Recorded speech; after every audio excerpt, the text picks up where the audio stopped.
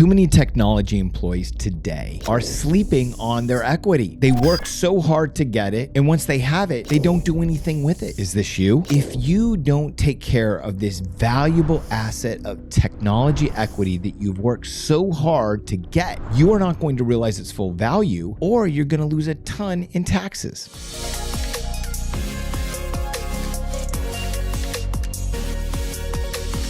All right, welcome to another episode of Tech Careers and Money Talk. I'm your host, Christopher Nelson. I've been in the tech industry for 20 plus years, and after climbing the way to the C-suite, working for 3 companies that have been through IPO, and investing my way to financial independence, I'm here to share with you everything that I've learned and educate you on the basics, the things that you need to know today to be successful. In today's episode, I want to break down Tech Equity 101. One of the things that I always talk about is that working for tech equity is a way to compound your career compensation. Not only do you get a salary, not only do you get a bonus, but you also have ownership shares in some amazing companies. And these ownership shares can grow and expand even while you're sleeping. They can be doing work. This is what Robert Kiyosaki talks about when you're in the quadrant 3. You're an owner and you're also an employee. Money is working while you sleep. We want to get there. The reality is that many of us don't understand all the pieces that we have. That's okay. That's why this podcast is here. Tech Careers and Money Talk is to talk about all of the fundamentals around earning tech equity.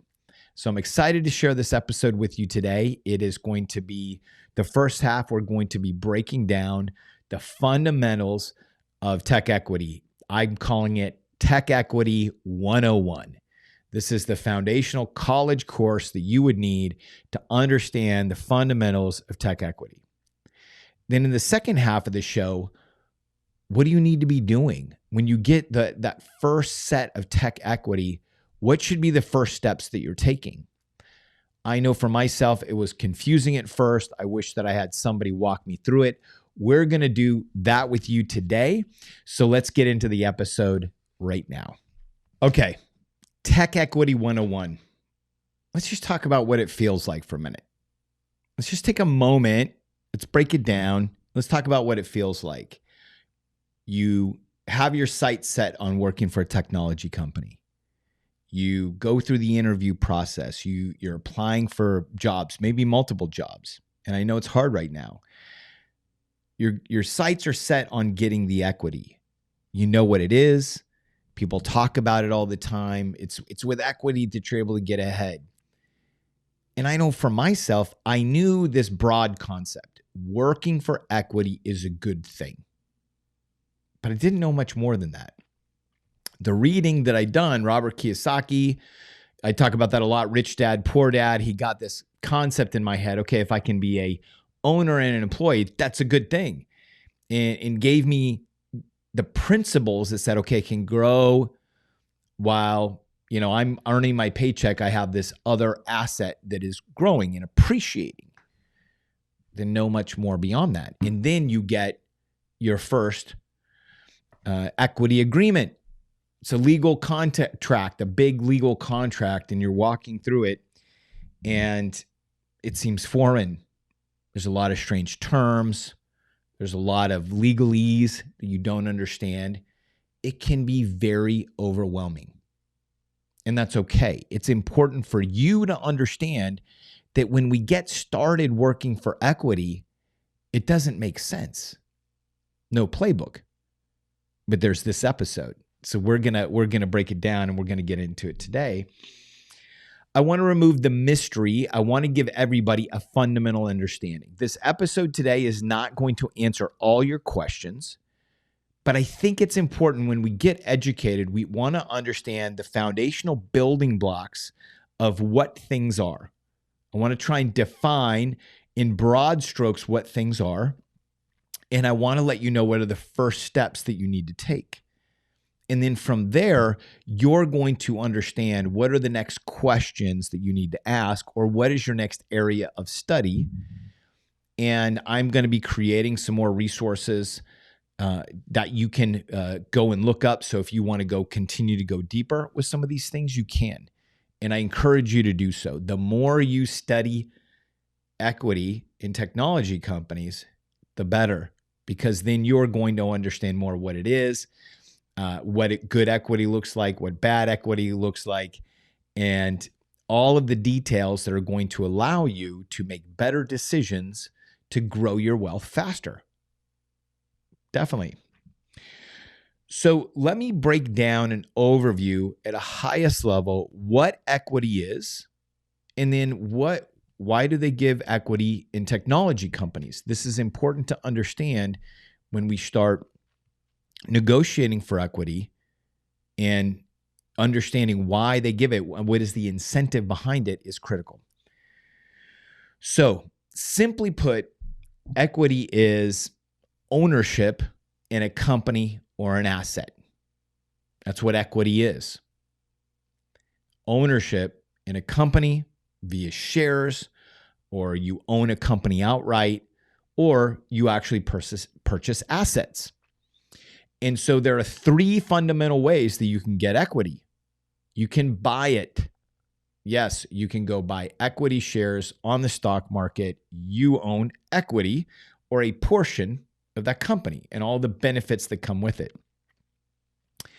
As I mentioned in my episode on private equity and alternative investments, you can buy shares, portions of real estate, commercial real estate, or you can go buy real estate. You can go buy assets and equity in those assets. Number two, the second way that you can get equity is you can build it. It's what founders do. Founders go build equity. You think of Elon Musk, you think of Mark Zuckerberg, all of these guys who now are billionaires, Jeff Bezos, Larry Ellison, list goes on. They built companies that they had very large portions of equity in, and that grew their wealth tremendously, made them billionaires. Many of those people I mentioned, not all. The third way you can get equity is you can trade for it. That's what we're talking about here. And I would say this is the way to get equity that's least talked about. Is you hear buying and trading equity all the time. Okay, stock market, in and out. Buy real estate. You talked about all the time. Build, founders, startup. Jeff Bezos, founder. This founder, startup here, startup there. What we're talking about here is you trade for it. You are trading your time and talent in exchange for salary and equity. And so that's the third way. And that's what we're really going to dig into today is when you're trading for equity, what does that look like? That's what we want to talk about.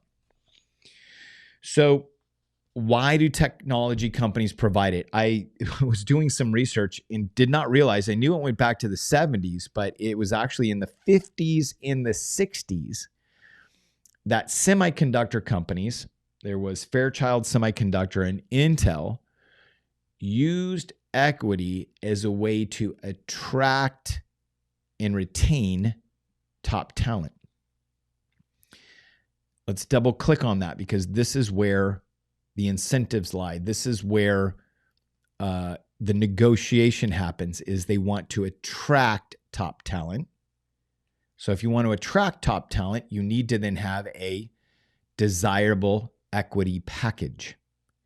And sometimes, and you'll find that the more the risk goes higher on a company, so the early stage startup, you're going to find less salary, more equity.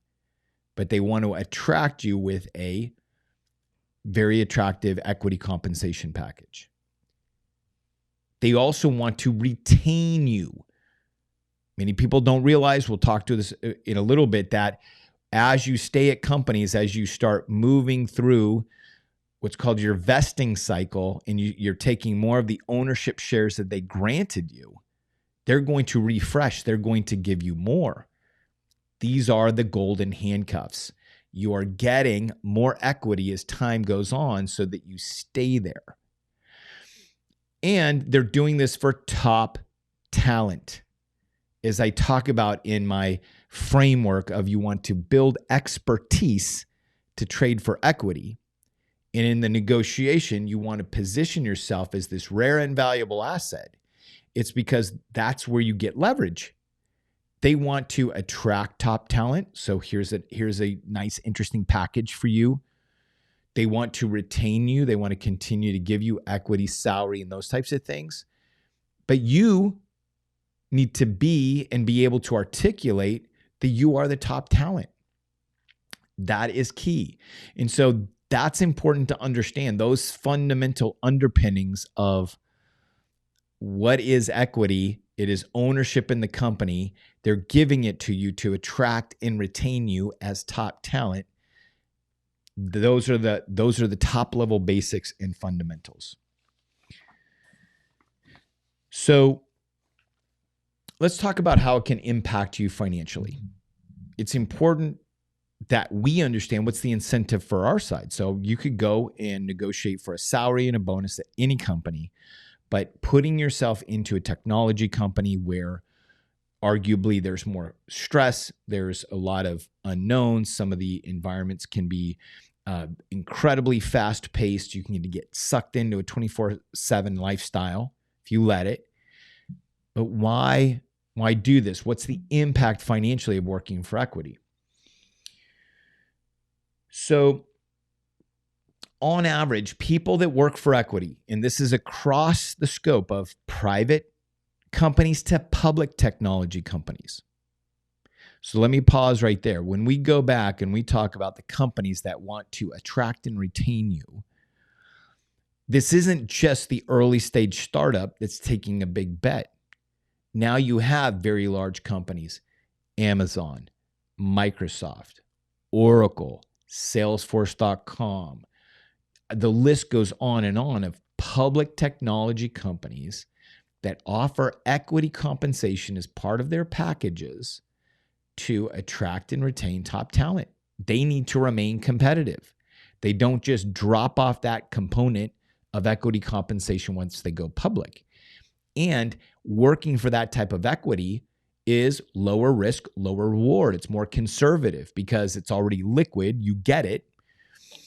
And on average, across the spectrum of early stage startup to established public company that's giving equity, people that work for equity make on average 35% more a year.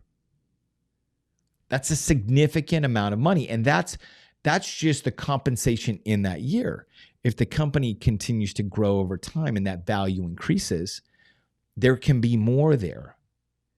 So when you go to work for equity, you know, and you are that talent that's able to get those jobs in those particular companies, you on average get 35% more a year.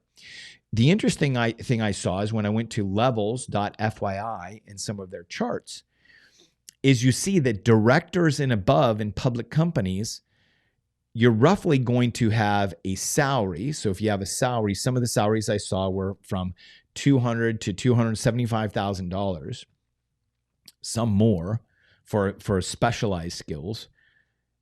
That's getting matched in equity. Yeah, sit on that for a minute. That's $500,000 a year, and you're getting $250,000 cash, $250,000 in equity. Those are big numbers, and those are significantly impactful. And so when you think about your career compensation over time, the more you can make money up front, the time value of money today is worth more than devalued money that suffers from inflation and everything in the future. You can take that money and my strategy was always live within the salary, enjoy the bonus, and invest the equity. Make that work for me. But you can then make considerably about more money in a shorter amount of time that can unlock your exit plan. So that's why we do it. Working for equity provides an additional income stream. It does. Now, again, we have to think about private equity versus public equity. Public equity, lower risk, a lot more guarantees there in the sense that you have liquidity, it has a dollar value, you can harvest that quickly. Private equity, much more risk. And you need to be thoughtful about the way that you choose to work for equity. That all aligns with your financial goals and where you understand making that investment of your time and talent and how comfortable you feel with that. So let's talk a little bit about how equity works. I do get some questions on this. I have gotten some questions from some senior executives at companies that don't work for equity, and they are confused. Never worked for equity. Do I get paid 100% in equity? Where do I get my cash from? Let me make sure and break it down. I think there is no such thing as a question that shouldn't be asked, especially when it comes to the fundamentals. How does it work? When you go to work for a tech company and you're aware of in the interview process, you ask, is equity part of the compensation package? Yes, it is. You are then going to get salary, potentially a bonus, depending on some levels or some where the companies are in growth, there may not be bonuses. And then you're going to get equity. So this will go into an episode that we have on negotiation, but then depending on what your financial needs are, you're either going to be negotiating for more salary or more equity that are aligned with your goals and what you want to do. But when you get compensated with equity, there is a salary component, optional bonus component, and equity is a separate component. Now, I have heard there are some edge cases where I know I heard that that Netflix engineers could choose to get 100% equity in payment, and they could get all of that, and they're managing their own cash flow when they have to sell. But that is an exception. That's not the norm.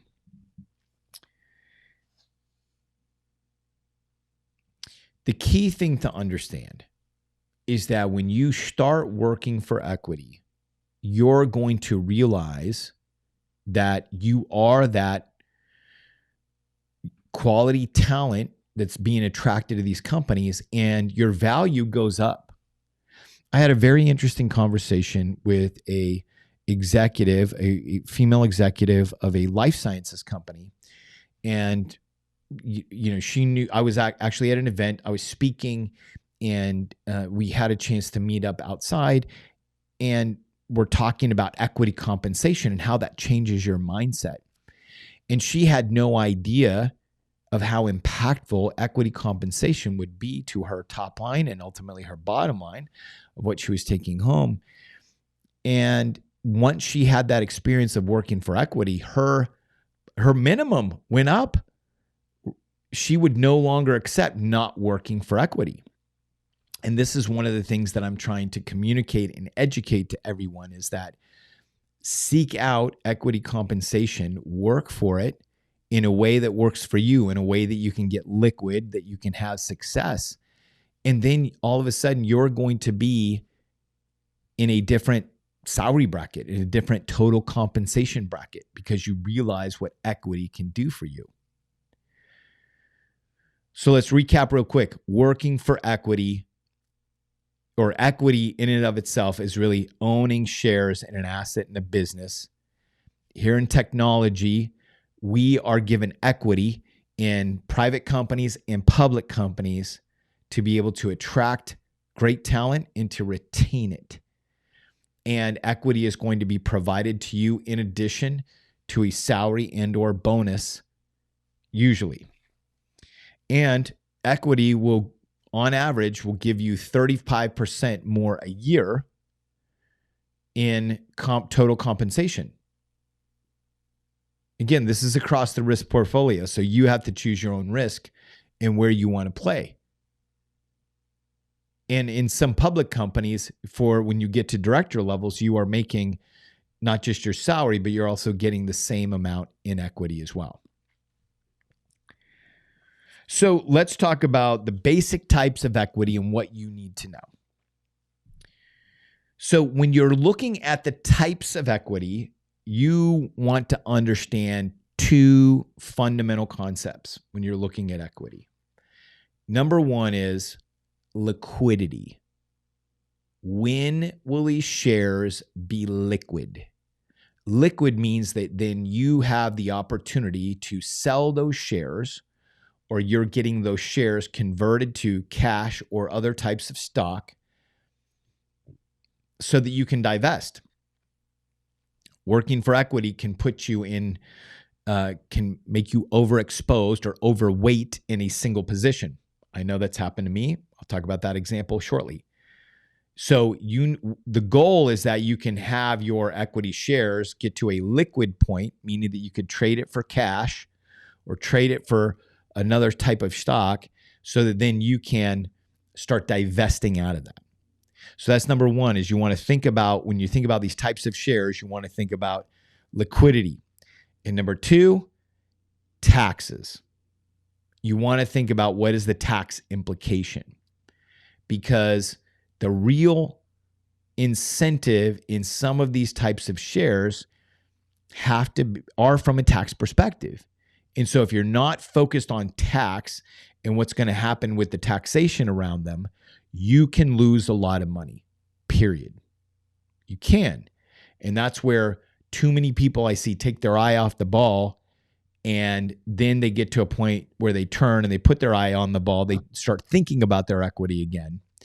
And the next thing you know, it's too late. They have to pay the tax man. Time has expired on certain clocks. Let's get into some of that stuff.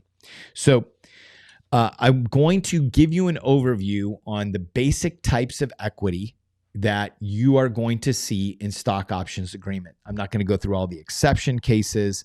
I'm not going to go through all of the math and all of the terms. I want you to be able to listen to this and have a good, solid, fundamental understanding and being able to ask more questions. But I can't answer all of them. The other thing is, I believe this type of information needs to be written down. And so that's where I'm going to, in the show notes, I'll direct you to some other resources so that you can do more research. All right. So I want to divide this into private company stock equity compensation, private company equity compensation, and public company equity compensation. These are two big, broad buckets, but it's important to understand that when you go to work for a pre-IPO, pre-acquisition company that is private, there's potentially more upside, and there's also potentially more tax advantages.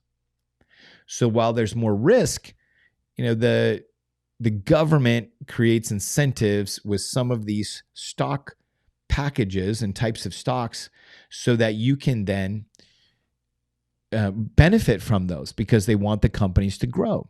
So let's talk about what are the two main types.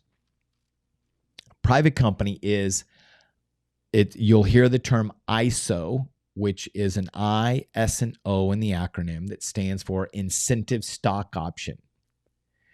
And what an incentive stock option is, it's a contract that gives the employee the right to buy shares of their company stock at a discounted price. Let me say that again. An incentive stock option is a contract that gives an employee the right to buy shares of their company stock at a discounted price. Generally speaking, the employee is going to need to wait a period of time, the vesting period, before they can exercise their options. Exercise is when you actually purchase it and you make the share yours. The important thing to understand about ISOs, incentive stock options, is that they have much more tax advantages than the other type of private equity compensation that's generally used. And so in the ISOs, the tax is not paid immediately when you do the exercise, but it's in the calendar year. This means that when you fold this in with a good tax plan, you can plan around these things. And the focus of ISOs is the goal is that ultimately you're trying to get all of that gain to be capital gains, long-term capital gains tax. That's ultimately the goal. So let's break down a few things in the ISOs and let's understand how that works. When you go in and you sit down at the table to get an offer, they're going to be talking about equity compensation.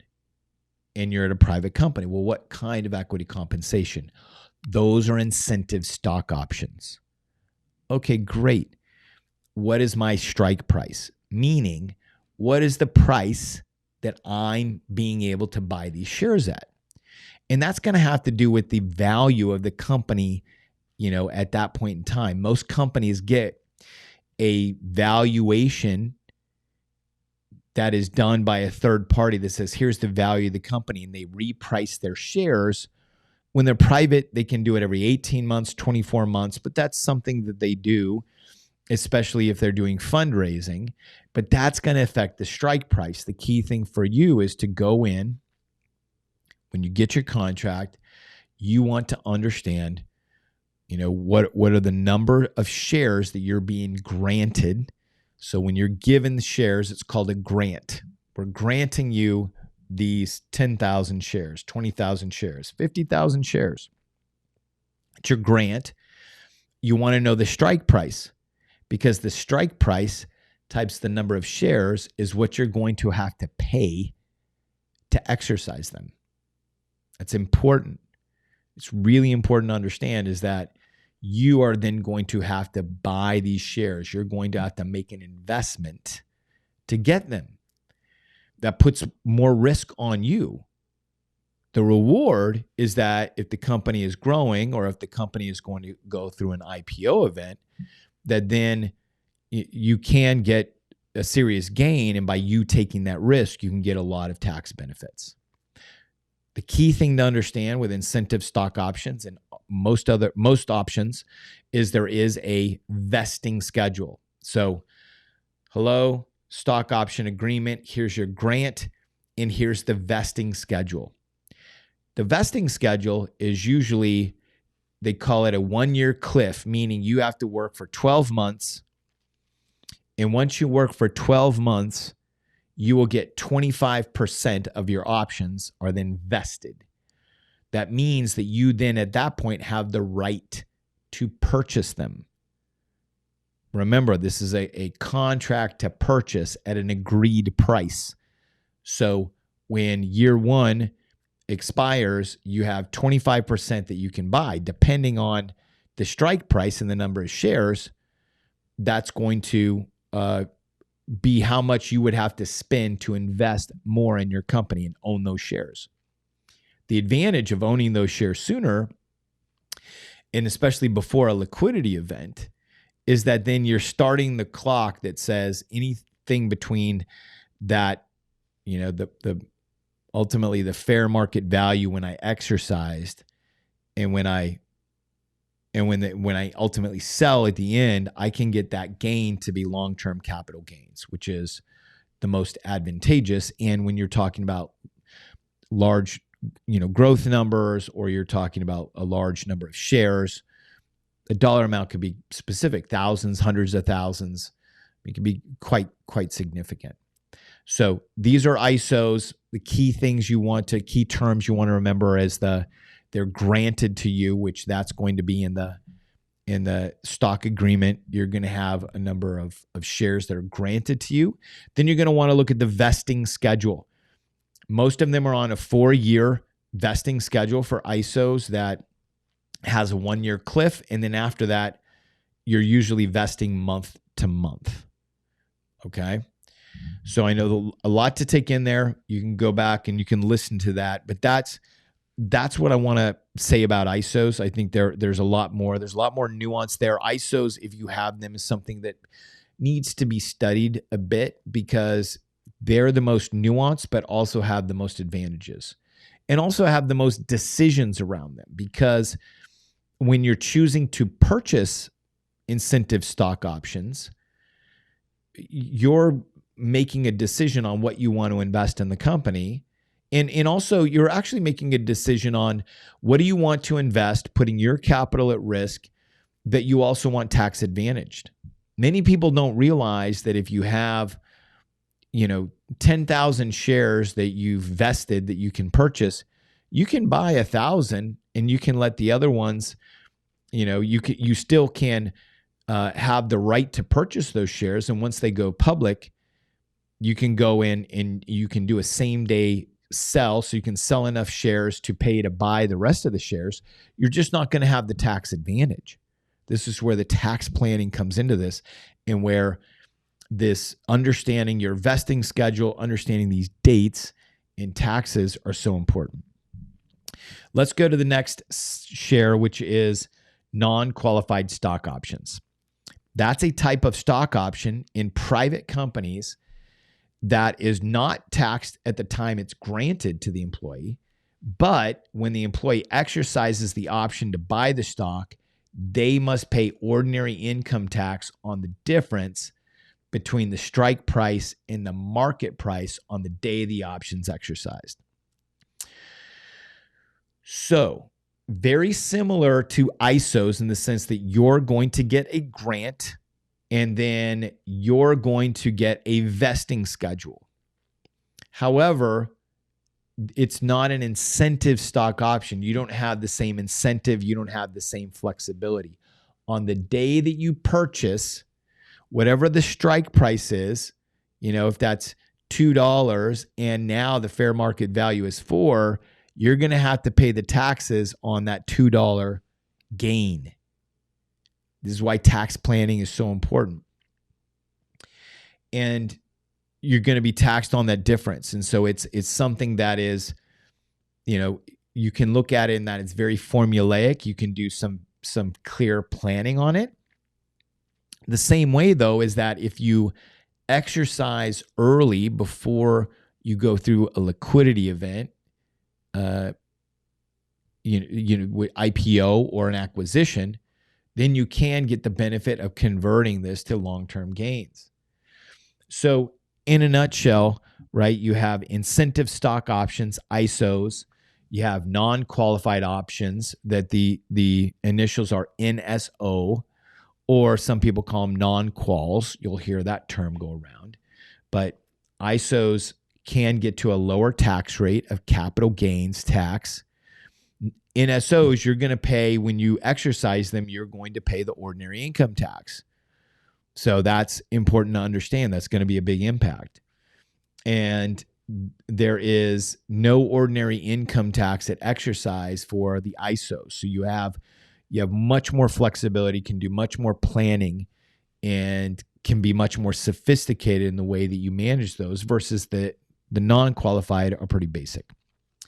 So those are private company shares. So when you go to work for a pre-IPO company, I've been to work for 3 pre-IPO companies, and I have seen these contracts, and I've seen them with ISOs only. That was Splunk, was just ISOs only. I saw at Yext, it was non-qualified stock options only. And then when I was at GitLab, interestingly enough, it was a blend. I got so many ISOs per year, and then the rest went to non-qualified stock options. So this is where understanding the nuance, understand what each one are, your grant date, your vesting date, understanding fair market value, strike price, right? This is so important because that's going to be part of the planning. Good news is you don't have to do it alone, and we'll talk a little bit about that in the second half of the show, where we go into detail of, how do you manage these? What are some of the things that you do? Let's jump over to public company stock. So in public company stock, there's really 3 types. 2 are super similar. The most common that you're going to hear about is the RSU, or the restricted stock units. Very common. You'll find it in a lot of the, Amazon, Salesforce.com, Oracle, Microsoft. Majority of these companies are giving out restricted stock units. And that's just a share of these company stock that's granted to employees and they vest over time. So you don't have to purchase it. It's just truly part of your incentive package. And you get, 15, 20,000 shares that vest over 4 years. So you get 20,000 shares that vest over 4 years. You get 5,000 shares a year. You may have that 1 year cliff. It's interesting in public companies. I know some of them, depending on level, will start vesting in the first month. Like there's no cliff. Like you just take off month over month, you start vesting. So the great news is it's simple. You don't have to buy it. You're just given shares. The bad news is it's taxed as ordinary income. This is what many technology employees struggle with is, I work for RSUs. This is great. I'm getting all this additional income, but how do I manage the tax side of that? That's why looking and understanding the tax is so important. But they're very simple, very straightforward, restricted share units. And again, you're going to get from a public company a stock agreement that is part of the compensation plan that is going to outline how many RSUs you're going to get. It's much more simple because you get what's granted, and then you look at your vesting schedule. And I think asking in and around the vesting schedule are always interesting things to negotiate because, again, attract and retain talent. It's important to understand what's going on in the marketplace. Other companies are starting to change policies to make some of this stuff more attractive. Just be aware, be knowledgeable, understand where you can negotiate and what's best for you. PSUs or performance stock units, they're very similar to RSUs. They are in the same way that they execute, meaning you're going to get a grant, but instead of time, it's based on performance. So these can be used for executives that are supposed to hit certain numbers or team members and things as well. If they hit certain performance thresholds, boom, all of a sudden they vest and, great, I get all these shares. I also have now all this income. And so that's really important to understand as well too. The third thing that is most common, and this is something that I experienced when I was at Accenture and I didn't get RSUs at that point. That was just for partners and above when I was there, is ESPP, Employee Stock Purchase Program. This is where you get a chance to buy the company's stock at a discount. And people that were doing same-day sales had the ability to, sometimes it's discounted from 15 to 25%. So if you have a company this large and the stock price is relatively steady, this is, a very straightforward way to make 15 to 25% gross on your dollars and then also start owning shares in the company. And if you're in a hyper-growth company, again, it can be a great way to make money. So recap, ISOs, incentive stock options, private company, very tax advantage, very nuanced. You need to understand more. Non-qualified stock options, NSOs, again, private company. You're going to get that as part of that private company package. Then public company, we have RSUs where very straightforward. You get a grant, you understand your vesting schedule, you get those shares, and then you have to be aware of all the new income you're going to get because you're granted those. Then there's performance stock options, same thing as RSUs, but based on performance. And then there's their employee stock purchase program. And the employee stock purchase program can be nuanced. Usually you're taking dollars out of your paycheck to buy those shares that have been set aside before. And it's usually every 6 months they make the purchase and then you get those particular shares. That's the fundamentals. And that is the baseline. If you have that information, you can start asking questions around that. When you get your stock agreement, okay, what is my grant? What's my total grant? Understand what that is. What is the fair market value of the stock today? What's my strike price? How much, if it's an options package, how much can I purchase these for? What's my vesting schedule? Those are all essential questions that you can be asking, getting more information. And then, as I've highlighted, and this is what we're going to get into the second half of the show, is it's going to take some care and feeding. These stock options don't just grow. So I want to make sure and share a story. I want to share my story. So when I went to work for Splunk, I got my stock agreement and I got a nice set of incentive stock options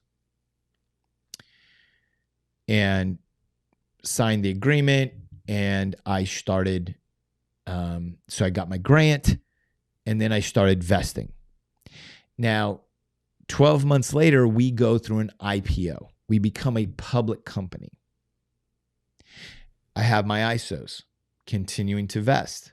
Now I'm vesting monthly, getting ISOs. We're in a 6-month lockout period from when we went public. So, but within that period, to retain us that went through this IPO that wanted to continue work, they gave us an RSU package, more incentive. That happened within the first 18 months of employment. So now I have ISOs. I also now have RSUs. Now that we're a public company, they also offer an ESPP program, looking at Splunk's growth trajectory and the opportunity there to, because they actually were giving some of the ESPP based off of the price that we were going out at. We'd already on the first day had doubled that, gone from 17 to 32 and continued to grow. I realized I could buy these at a very steep discount. So then I participated in the ESPP program as well. All great, right? All okay, adding to my portfolio. But over 90% of our net worth at that point, my wife and I, Regine, was in a single stock. That feeling was brutal because we were constantly riding the up and downs of the stock market. Every day we go up. Oh, we're up. Oh, yay. Oh, all of a sudden, oh, wait a second. We're not really sure. Is Splunk the next company or what? 20%. Oh, what just happened? This day's a downer. Could have been a great day, but the stock goes down. Oh, brutal. That is the challenge and this is where we need to just have these conversations. And it's important to share this, that you can have a velocity of types of shares that are coming at you, and it's all laying in front of you, and you don't know what to do next. You want to get off the roller coaster, but you're also, there's also this concept where your best thinking got you here. So you think, well, I'm just going to stay here. I'm just going to do this. Well, that's not a good place either, because that's not where the security is. That's not where the creating a good base for your portfolio is in diversification.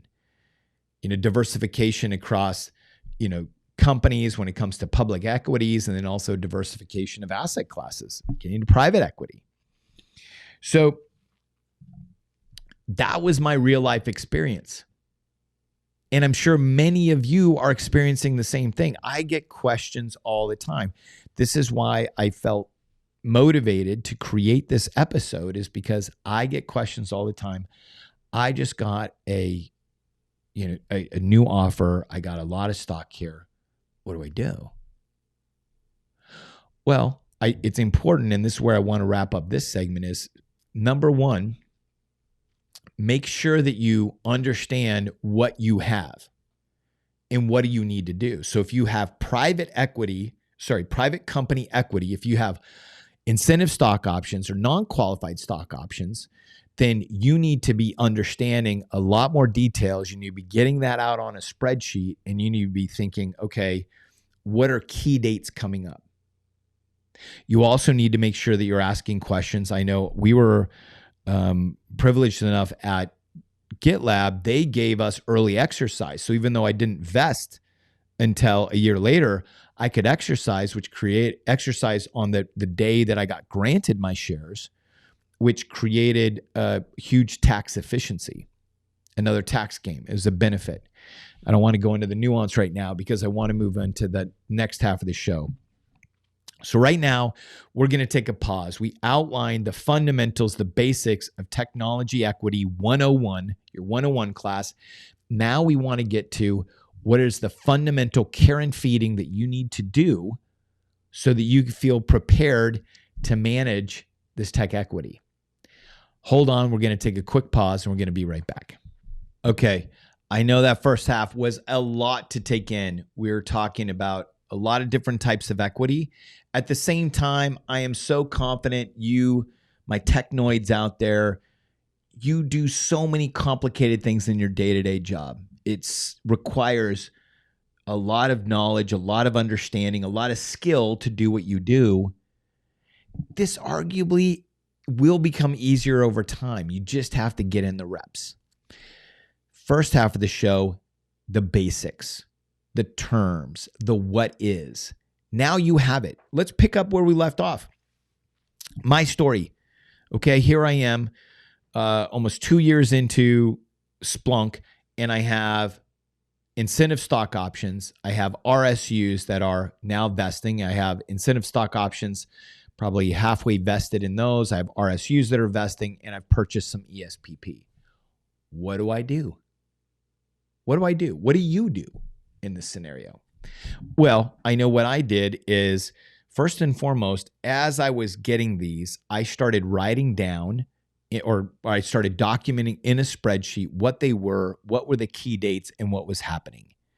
I wanted to understand and document, when was vesting happening, getting to a vesting date, when were shares going to become mine. I wanted to understand and document fair market value, strike price, and start putting together some estimates, because understanding the dates, understanding what happens when, is so important. So if for ISOs, for instance, I was tracking the grant, I was tracking the vesting date, I was tracking the fair market value, I was tracking the strike price,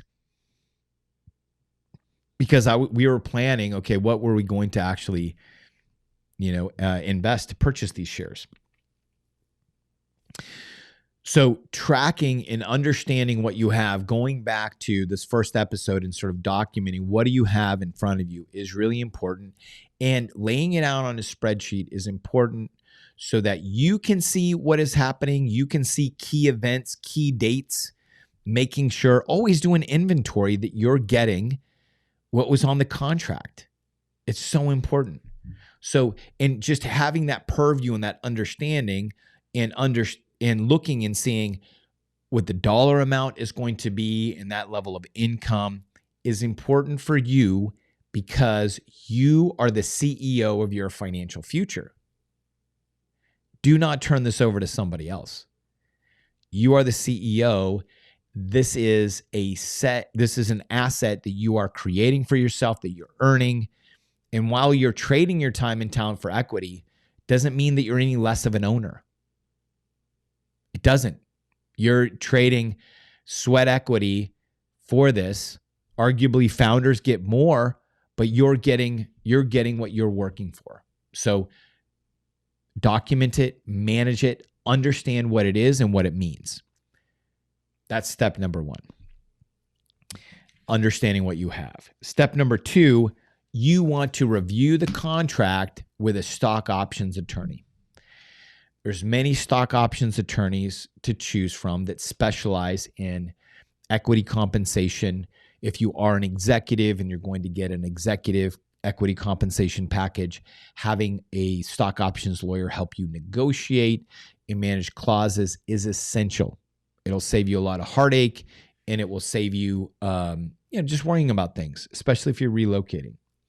But stock options attorney is going to then, what is it going to cost? An hour of attorney's time today, maybe $350 to $450 an hour to get an hour of their time. They're going to walk you through this contract, and this education will be worth it. Trust me, it will be very, very worth it, because they can walk you through and say, here's the boilerplate areas of the contract. Many contracts, there's boilerplate. They can give you an overview. What does that really mean? And then they're going to zero in on what are the key clauses that you need to know. Are there any clawback provisions? Clawback provisions is when the company can circumvent this agreement and take back the equity. What? Oh, yeah. Clawback provisions. It's so important that you understand what those are as part of your package. That may make you decide on another offer. If you have two offers in front of you and one has a very aggressive clawback provision, something to consider. Continued employment requirements. So what are the details of your continued employment so that you can continue vesting? What if you have to take a medical leave? What if you have a sick relative that you need to go care for? Those are important things to understand. Life happens and you are making this commitment. So what does that look like? Termination restrictions. So, that is critical to understand as well. Transferability limitations. So if for some reason you die, get injured, can you transfer that to your spouse or your partner? Also, the transferability limitations when you're looking at private company equity. Can you take this to a secondary market? And that's worth a whole other episode in and of itself. Is there are opportunities for private companies. I think it's Stripe. I know Stripe and other large companies like that, they're trading on secondary markets. Employees can go sell their shares. So what are your restrictions? Can you do it? Also looking at trading restrictions, right? Sometimes you can have third parties set up to trade for you and you can eliminate blackout windows, but all of that's going to be in the agreement. So have a lawyer. It's worth it to get educated and understand what it is. I've done that a couple times in my career. And once I got to know the contracts, I knew the provisions and I had a group of peers that we could look over it together. If there's something worrisome, then I'd go to a lawyer. But you get comfortable. And this is where you have to get in your repetitions. You got to get in your reps. You got to see these things, understand them. And so understand what you have. Go see a stock options lawyer to understand the contract of what are the contractual obligations of both parties. And, does the company have any overriding clawback privileges? So important to understand. Number 3, and this is the one I want you to listen very, very closely. You need to find a certified tax planner. CTP. It's a specific designation that only 1% of CPAs, certified public accountants, have. And it will make all of the difference financially for you as somebody who owns tech equity. Why do I say this? Well, CPAs will say things like, you make too much money, or here's what you owe. A certified tax planner will say things like, the tax code is a book of incentives, and if you follow it, you will pay little to no taxes. A certified tax planner will plan with you year over year to be reducing your tax burden over time, sometimes with advanced strategies that are just available to the ultra wealthy, but with technology, a lot of them are helping us execute them today.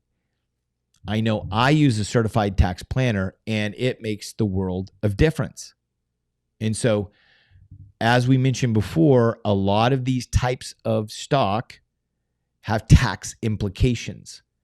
And when you think about my scenario where I had 3 different types, having a sophisticated tax plan saved us thousands and thousands and thousands of dollars.